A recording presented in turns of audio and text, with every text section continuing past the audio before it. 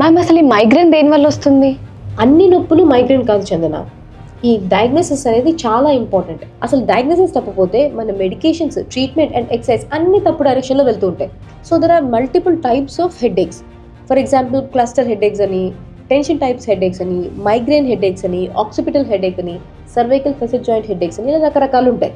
ఈ మైగ్రేన్ పేషెంట్స్కి వెళ్ళిన చోటల్లా కన్సల్టేషన్స్ అని, లేకపోతే స్కాన్లని, లేకపోతే మందులని డబ్బులు పాడవుతాయి. అండ్ వెళ్ళిన చోటల్లా టైం పాడవుతుంది. పోనీ ఇన్ని కష్టాలు పడి ఇంత సఫరింగ్ ఉన్నా కూడా నొప్పి తగ్గుతుందా పర్మనెంట్గా అంటే అది కూడా లేదు. సో హెల్త్ కూడా పాడవుతుంది చివరికి.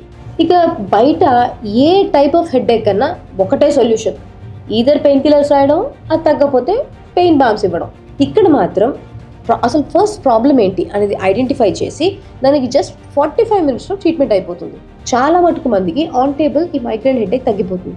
సో ఈ మైగ్రేన్ ట్రీట్మెంట్ చేసిన తర్వాత పేషెంట్స్కి మేము చెప్పే సలహాలు ఏంటంటే, మీ ఫ్రీక్వెన్సీ అండ్ సివియారిటీ అనేది చాలా మటుకు తగ్గిపోయి మీ మందుల డిపెండెన్సీ తగ్గిపోతుంది and me quality of life improve అవుతుంది.